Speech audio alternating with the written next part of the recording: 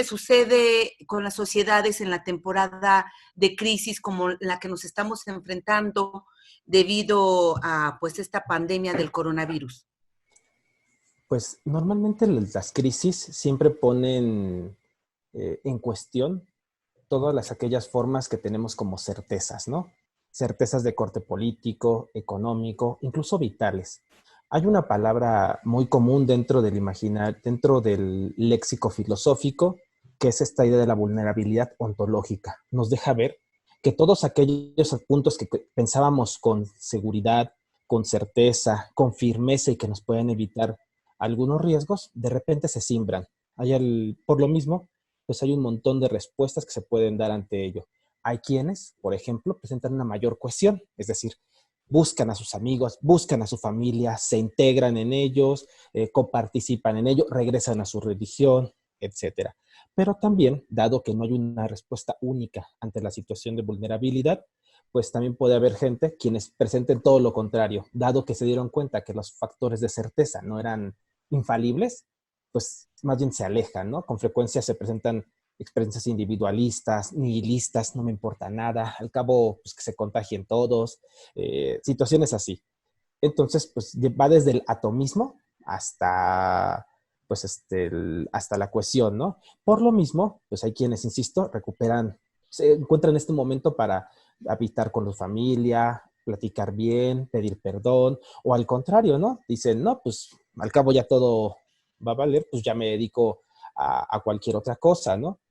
Por lo mismo, insisto, o también respuestas incluso epistémicas, ¿no? Hay quienes dicen, pues no creo nada de lo que me está diciendo nada, ¿no? Porque los factores de certeza me demostraron ser infalibles, la ciencia no tiene sentido, toda la religión que yo creí era bastante falsa, el presidente, las promesas de campaña fueron falaces. Entonces siempre hay como esas doble distancia, ¿no? Ahora bien, no es dicotómico, no es como de una u otra. Podemos haber momentos en los que creamos una u otra situación, ¿no? Y una estrategia muy, muy común ante ello, pues es como buscar otro tipo de certezas en otros lugares, ¿no? No sé, nos desvinculamos de la vida cotidiana y me dedico solamente a aprender un idioma, a leer todo el tiempo, a ser vigoréxico, ¿no? En exceso. Otra podría ser incluso también refugiarnos en cierto tipo de consumos, ¿no? Y es que la actual crisis además me parece interesante porque tiene varios factores. Primero, porque tiene que ver con un fenómeno vital, ¿no? En términos de salud. Vemos un enemigo invisible que tiene un alto factor de contagio, tarda en incubarse, lo cual hace que no pueda saber quién está realmente contagiado. Les comparaba esto con el ébola, ¿no? Cuya nivel de letalidad es altísima, pero como su manifestación es muy pronta y además es muy virulenta, pues luego podemos alejarnos de ello. Aquí no podemos saber quién, entonces siempre tenemos como el cuerpo del otro me puede afectar, el riesgo que el otro me puede causar. Y entonces, pues eso es por un factor, ¿no? El otro, un factor político, porque además, otra de las grandes certezas que teníamos, como en lo político, es que de repente se sembró, ya fuera Trump, fuera Andrés Manuel, fuera Bolsonaro, fuera Boris Johnson, fuera Putin, se ven totalmente incapaces de reaccionar ante una dinámica para las que incluso el mundo se había olvidado fuertemente, ¿no? Porque las últimas grandes pandemias o ya habían sido parcialmente olvidadas o se habían focalizado muy pronto como el SARS-CoV-1 o el MERS, ¿no? Eh, entonces de repente vemos gobiernos que no tienen un protocolo. Decimos, ay, ¿por qué no hicieron como Japón? ¿Por qué no hicieron como Corea? No, es que son protocolos ensayados. Nadie tiene una respuesta adecuada, ¿no? O bien, con administraciones públicas que se han visto rebasadas, ¿no? O que de repente no les creemos, ¿no? Entonces, ante ello, pues nos parece así como también nos cimenta, tampoco se ve clara esta certeza en ello, en lo económico, porque el panorama económico, laboral, se ve realmente gris en lo que sigue, ¿no? Pero además nos dejó ver otra cosa, que todas esas grandes exigencias de la economía fiduciaria, de repente eran más vanas de lo que parecían. Entonces todas las grandes certezas macroeconómicas que nos habían pintado, de repente se vuelven minimizables. Y pues que también deja ver un nivel de desigualdad enorme, ¿no? Pese a que se celebraba con frecuencia cómo la desigualdad se iba tratando de cerrar y que las curvas y que las diferencias, el coeficiente de Gini manifesta para algunos según pensaban, mejorías, nos dejó de ver que no, que hay todavía un nivel de ambulantaje muy grande, que hay gente que vive en la calle, que hay gente que vive al día con día, y entonces la desigualdad seguía al orden, y entonces lo económico dejó de tener una certeza. Otro punto también interesante es lo tecnológico. De repente nos dimos cuenta que todos dependíamos de prácticas como el Zoom, como Facebook, como Twitter, como Instagram, pero también también eso depende de una infraestructura que no todos los países tienen, ¿no? La gran crítica que hacen a la SEP, por ejemplo, es que hoy en día todo lo mandan en línea, pero hay comunidades que no tienen realmente siquiera posibilidad de conectarse. Y entonces, pues se vuelve sumamente difícil, ¿no? La situación, e incluso, peor aún, porque tampoco sabemos el uso poco escrupuloso que le van a dar nuestros datos la gente de Zoom, la gente de Facebook, la gente de Twitter. Entonces, se vuelve muy complicado también creer en ello. Y finalmente, un problema de clases sociales, ¿no? Perdón, dos más. El de clases sociales que deja ver que de repente que nos decían que generaban riqueza eran los empresarios y de repente parece que dependemos de campesinos, de médicos, de los que nos sacan la basura, ¿no? De los que saben destapar un inodoro y entonces se vuelve otra vez dejar ver que la idea de clases sociales seguía todavía matizada pero presente. Y finalmente, un espectro cultural.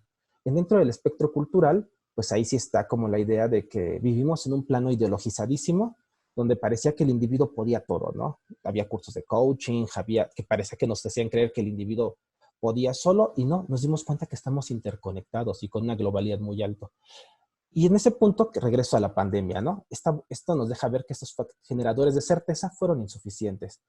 Y entonces se van dinamitando y nos obligan a tomar nuevas posiciones, ¿no? Insisto, esto va desde la cohesión a la disolución en términos generales sociales.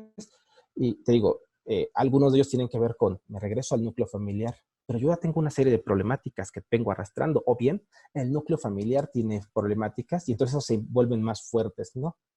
Creo que eso sería como lo que puede responder respecto a lo primero. ¿Qué problemas se acrecentan durante esta temporada en las sociedades? Ya nos platicó algunas de ellas, pero por ejemplo, hay también incremento de consumo de sustancias tóxicas, de drogas, de bebidas alcohólicas. Quiero retomar una metáfora de Schopenhauer que aparece en Parerga y Paralipómena. Es muy pesimista, pero la retomo y le trataré de dar doble lectura. Primero, decía Schopenhauer que los puercoespines no saben, durante el frío, épocas frías no pueden estar solos, entonces tienen que acercarse. Y esto implica un problema, porque lejos se mueren y cerca se hieren o se matan. Entonces, decía Schopenhauer que esta es una metáfora humana. Eh, Solos no podemos, pero acompañados tendemos a herirnos. La proximidad que está manifestando ese tipo de situaciones, donde pese a que el consejo más importante que se da en diversos países, e incluso en México, sobre ello es el quédate en casa para evitar el crecimiento exponencial de la pandemia, pues es relativamente más complicado de lo que parece, ¿no? La proximidad que se vive, como les dije, hay violencia que se importa, ¿no? Por así decirlo. Yo tengo una amiga que me decía que su jefa, por ejemplo, hoy en día le está haciendo la misma violencia laboral, pero ahora por correo o por Zoom. Entonces, dice, pues, más bien ya siento hasta mi casa como molesta, ¿no? Hay gente que tiene problemas, ¿no? Tiene otras enfermedades, tiene otras dificultades y las importa al núcleo familiar. O bien, esto van desde diversos niveles, desde el consumo de diversas cosas, estupefacientes, adicción a algún tipo de prácticas, etcétera, hasta cosas que se van agravando en la presencia. Y es que insisto, la metáfora del percospín es esa, ¿no? Juntos nos herimos. Al herirnos, pues normalmente buscamos remedios, soluciones. Nadie quiere ni puede vivir en una situación de completa molestia. Ante ello, pues, ¿qué opción nos queda? Una de ellas es, pues, tratar de evadir esa situación, alienarlo de cierto nivel, ¿no? Y hay muchos tipos de violencia que se van generando dentro de la familia. Creo que incluso algunas de las atenciones que ha tomado el gobierno federal mexicano ante ello, pues tuvo que ver con la violencia de género, que sin duda se vuelve sumamente lacerante y escandalizante en las situaciones, una práctica patriarcal donde el varón está determinando ciertas cosas, antes al menos podían salir, el varón podía evitar salir un rato, ahora no, está continuo. Se establece que la mujer es la que limpia, ordena, etcétera. Y no solo eso, violencia intrafamiliar de muchos tipos, hacia el abuelo, que ya se sentían, que lo dejaban ahí, en una casa lejana, pero ahora lo dejan en su casa, estorbando para algunas familias, pero en el sillón de la sala. Y entonces los insultos, los agravios se van volviendo continuos. Hay otros tipos de violencia, ¿no? Por ejemplo, en las colonias de alto nivel de marginalidad también gente que se dedica a la delincuencia, pues no es como que va a dejar de realizarla por el motivo que sea, ¿no? E incluso una situación como las complicaciones o tensiones económicas parecerían que la vuelven a agravar, ¿no? Las familias que tienen cierto control, estaba leyendo un artículo periodístico sobre aquellas personas quienes no se han declarado homosexuales, pero que al estar en el núcleo familiar, pues tienen que estar todo el tiempo comentando, soportando cosas, no pueden ver a sus parejas, ni siquiera pueden saber que su pareja es homosexual, y entonces se vuelve sumamente difícil lidiar con ese tipo de cosas, asumir las diferencias, ¿no? Es que mi hijo es emo, es darketo, es norteño, le gusta X cosa, no me gusta, yo quiero que sea un hombre de bien, mi hija se viste con falda, ¿no? Porque no se va a seguir usando pantalón, no va a maquillarse así, o sea, le estamos marcando todo el tiempo, repitiendo los estereotipos, y entonces eso se vuelve sumamente continuo y lacerante en esta situación, la discriminación, etcétera, se vuelve viviendo. Y regreso a la situación, ¿no? Incluso la gente que vivía en la calle durante la situación, incluso regresa a sus familias. Llega a suceder, no es la generalidad, pero sí hay personas quienes regresan ahí. Entonces, situaciones como de adicciones, el chico que inhala algún solvente, etcétera, pues no va a dejar esa situación. E incluso, peor aún, al regresar a su casa, con frecuencia regresa siendo una posibilidad de vulnerar al resto de la familia, porque él mismo es un factor fuerte de contagio. Y entonces pues, llegan esas personas y regresan ese tipo de dinámicas, ¿no? Y agrega esa situación al estrés que van viviendo. Creo que eso podría ser como lo que poder pensar en tu pregunta. Nada más quisiera agregar un comentario extra, ¿no? La metáfora del puercoespín me gusta porque tiene otra lectura, ¿no? Eso nos deja la idea de que la vulnerabilidad se muestra de continuo y que el estar común eh, muestra esa vulnerabilidad, pero también nos deja ver que la compañía no tiene un valor único y que es indispensable, que si bien es una fuente de problemas y tensiones, también puede ser un factor para empezar a hablar de ciertas mejorías. Pero insisto, creo que de mientras se alcanza a ver que hay problemáticas que se ven en las situaciones de alta proximidad y que la crisis derivada por esta cuarentena agrava. Así es. Y también, ¿qué nos podría comentar acerca de lo que deben de tener presente los gobiernos? Porque ahorita, pues, ha cambiado mucho toda la situación y los gobernados, eh, podemos decir que se encuentran alterados, no sé si molestos, asustados. ¿Tiene que el gobierno volverse más sensible o qué es lo que requeriría saber en cuanto a sociología las autoridades? Primero que es complejo, que no hay una respuesta única, ¿no? La vulnerabilidad, el miedo, la exposición al riesgo que está viviendo no se responde de una sola manera. Me parece que las respuestas que se pueden dar van a ser disímiles, cambiantes y variables. También dependen mucho de los contextos, dependen de cosas como qué tanta información tenga. En el caso de las adicciones, que más o menos también tiene que ver con cuál es el consumo que están teniendo, qué es la forma en la que está llevándose a cabo. Pero insisto, ¿qué es lo que tienen que pensar? Primero que las situaciones se resuelven en términos del individuo de muchas formas. Explico un poquito esto. Eh, Cuando uno está ante un periodo de estrés enorme, pues una de las estrategias que uno empieza a buscar es buscar cosas que nos den mayor certeza, nos hagan olvidar los temores, etcétera. Entonces, algunas de ellas pueden encontrarse ante cierto tipo de adicciones. Insisto, adicciones o vicios podría ser una palabra sumamente laxa, ¿no? Aristóteles señalaba que un vicio es aquello que no se aplica con cierta moderación.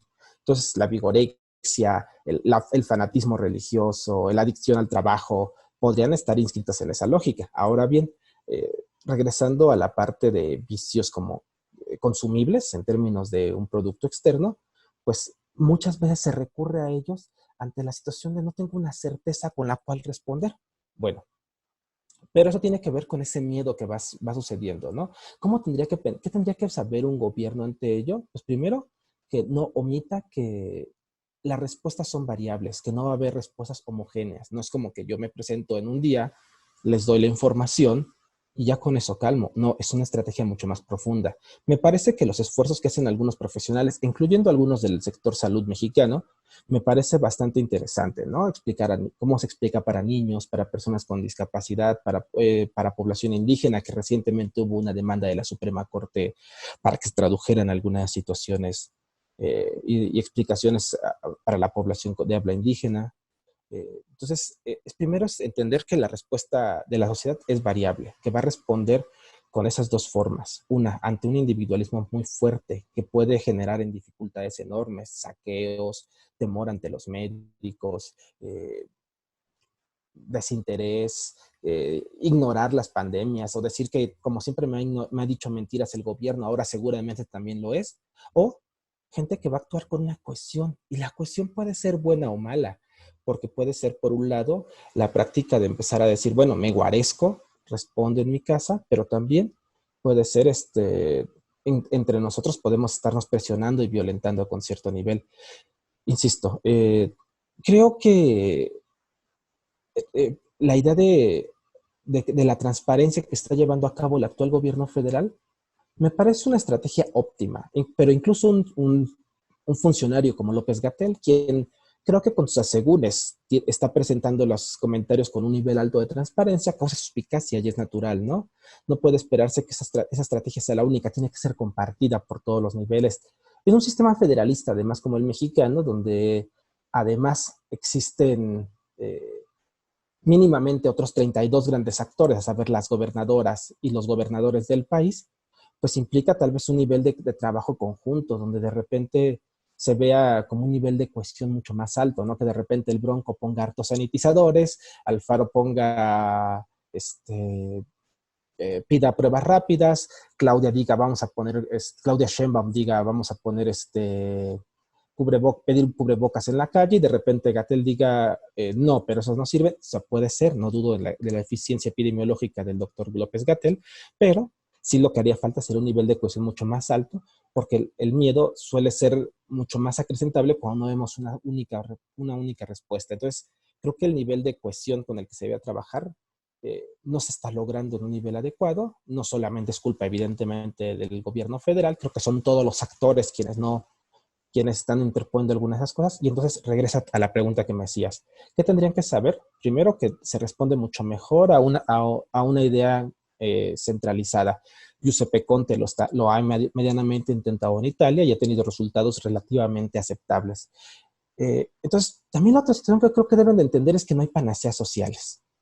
Algunas veces se han dicho en términos de los funcionarios de salud, algunas veces se ha dicho en términos de algunos médicos, no hay una respuesta única ante ello. Y uno tiene que saber transmitir eso. Sin duda, eh, es necesario transmitir de manera adecuada y con veracidad la información, pero siempre corremos el riesgo de que no sea suficiente. Es una estrategia y a la par hay que empezar a buscar otras alternativas. Hay que buscar apoyo de los sectores fiscales, hay que buscar apoyo de los sectores de seguridad, hay que buscar apoyo de la SEP, hay que buscar apoyo de la gente de la Secretaría de Cultura, etcétera. Entonces me parece que tendrían que pensar las aristas en las cuales una población se muestra. Y pues ya para terminar esa pregunta, eh, me parece que deben de darse cuenta de que su palabra no basta, de que en realidad hay que hacer estrategias múltiples, variadas, hay que trabajar con el ejemplo, hay que trabajar con los reporteros, hay que trabajar con los médicos para que de alguna u otra manera las respuestas tengan que ser coordinadas, porque así es como la respuesta de los ciudadanos va a ser coordinada a partir de sus diferentes intereses, niveles y situaciones que estén viviendo y del momento de tensión como lo estén padeciendo. Muy bien. Es como el papel de los padres con los hijos, ¿no? El Uh -huh. ejemplo. Muy El bien. ejemplo, la información veraz, también saber articular con el vecino, ¿no? De, oye, es que si de repente mi hijo se está portando, ¿me puedes avisar? O sea, como ver las estrategias variables, ¿no? Ujú, así es. Maestro, y por parte de varias voces han mencionado que esta época será histórica y la comparan con otros momentos de la humanidad, eh, por ejemplo, la recesión después de la guerra, de la Segunda Guerra Mundial. ¿Usted coincide con esto? Creo que diría, en filosofía hay una frase muy famosa que dice que las alas del búho de Minerva solo se abren una vez llegada la noche. Es decir, a veces es muy complicado ver en perspectiva. Sabemos mucho mejor ver hacia atrás, ¿no? O sea, entonces yo creo que es como toda crisis es diferente en cada caso, ¿no? Justamente estaba pensando el caso de la Primera Guerra Mundial y la recesión, digo, también la Primera Guerra Mundial a propósito de que tuvimos una pandemia de salud muy fuerte, ¿no? Como fue el caso de la gripe, llamaremos española porque así se le conoce, aunque en realidad los primeros pacientes se dieron en Estados Unidos, eh, pero creo que tiene asegúnes, ¿no? Eh, Me parece que cada crisis tiene sus matices. Es muy chistoso porque yo sí creo que tiene factores para ser visto como esos eventos en los cuales, por ejemplo, ocurrieron cosas como el Plan Marshall u otros grandes eventos de la economía y de la política, pero creo que no es como seguro, ¿no? Muchas veces, creo que nada está mecanicistamente dado. Es decir, algo puede ser tan superfluo o somero según se ha visto o tratado por la sociedad, o sea, o también puede ser trascendente y de gran importancia, pero no se logra nada de eso sin la colaboración de todos, ¿no? Depende muchísimo de qué tanto querramos aprender de ello, ¿no? Creo que lo importante en ello es que en esta situación es que para que pueda ser un momento memorable, y si lo es, pero primero para que sea un evento memorable, tengamos que construirlo desde nosotros, desde la gente que está a pie, no desde los intelectuales que dan ciertas palabras, no desde los empresarios que hacen eslogans o desde los políticos que hacen estas campañas para mantenerse en el poder, sino que creo que importa esto decir cómo lo está viviendo la ciudadanía a pie. Y entonces creo que lo importante es que sí sea memorable en tanto que deja ver algunas situaciones políticas, económicas que se traducieron en este momento, pero que esa narrativa se construya desde ajeno a esos grupos protagonistas, ¿no? O sea, o esos grupos que se las dan de ínfulas de intelectuales, que además siempre hablan mucho, se quieren llevar el crédito de todo y son muchas veces los que menos actúan, ¿no? Yo creo que a veces importa muchísimo más ahí los campesinos, o sea, las personas que hacen caso de las recomendaciones, que se construyen las narrativas desde ahí, desde los médicos, que sin protagonismo se encuentran ahí, ¿no? No los que salen en los shows, ¿no? Sino los que realmente están en el pie del cañón, los campesinos, los que apoyan a sus amigos, los periodistas que, como tú, ¿no? Estás desde el Zoom de repente trabajando todavía, a veces hasta más trabajo en casa que en la vida que cuando estábamos trabajando. La gente que sigue vendiendo comida o atendiendo farmacias, los que están reportando, arreglan que es los bomberos, los que donan sangre, ¿no? O sea, los servidores públicos honestos, no los que hacen solidaridad, los que contribuyen a aclarar dudas, no los que están en la calle. Eso me parecería que haría un momento memorable solamente si se construye a partir de ese tipo de cosas. Si no, volveremos como a esa historia de grandes épocas donde al final, como en las películas estadounidenses, una figura importante, sea china, rusa, mexicana, estadounidense, se lleva los méritos, ¿no? Y en realidad me parece que sí, yo sí creo que es un momento que puede ser memorable, pero solamente si rompemos con esa narrativa de pensar a los grandes protagonistas, a las grandes figuras intelectuales que nos dijeron que teníamos que hacer y nos damos cuenta que esto se construye desde abajo, ¿no? Y también es un momento importante porque también pone en cuestión algo, esas prácticas de dependencia, ¿no? De dependencia, por ejemplo, en el caso de las adicciones, a esa cosa que le llamaba Baudelaire, paraísos artificiales, ¿no? Que también se puede construir la realidad óptima desde aquí, pero es una cuestión de trabajo. Que también se damos cuenta de que no dependemos tan fuerte de la tecnología, aunque ahorita lo estemos haciendo, que es un instrumento útil, bello, posible, que nos facilita cosas, pero que no es la única, que no dependemos de él, ¿no? Que no dependemos de la economía fiduciaria, ¿no? Cuando dependemos del campesino o del obrero. Entonces, me parece que creo que tienes razón, que es un momento, y que tienen razón algunas de esas voces, puede ser un momento memorable, en tanto crisis muy aguda, pero como toda crisis, que tiene posibilidades de resolverse de mejor manera, pero sí y solo sí, se construyen nuevas narrativas para leerlo. Más o menos es como lo que podría pensar respecto a esa pregunta. Muy bien. Y por mi parte, la última pregunta sería, y que viene mucho de la mano con esto último que nos ha comentado, es que, ¿qué tiene que tener qué tienen que tener las personas en su mente respecto a esta temporada en cuestión esperanzadora, no sé, de que es la oportunidad de cambiar nuestra organización, de volvernos a reconstruir como sociedad o como personas? ¿Qué es lo que usted diría, maestro, al respecto? Primero que entender el nivel de colaboración en el que todos estamos. Creo que una crisis como la actual nos deja ver que es imposible resolver las cosas de manera individualizada y atomizada. Es un conjunto de individuos los que estamos ahí y tiene que entender que el sujeto se encuentra sola, la vulnerabilidad que vivimos como sujetos solamente se puede ir resolviendo si entendemos, una, que no estamos solos, que dos, que se requiere la participación de todos y tres, también el esfuerzo crítico de todos. Le agradezco mucho la entrevista, maestro, y pues seguiremos en contacto. Al contrario, te agradezco a ti que nos hayas puesto atención y pues cuídate mucho, también tú cuida a tu familia, pues saludos a todos en la redacción y que todos se encuentren muy bien. Muy bien, muchas gracias. Hasta luego. Hasta luego.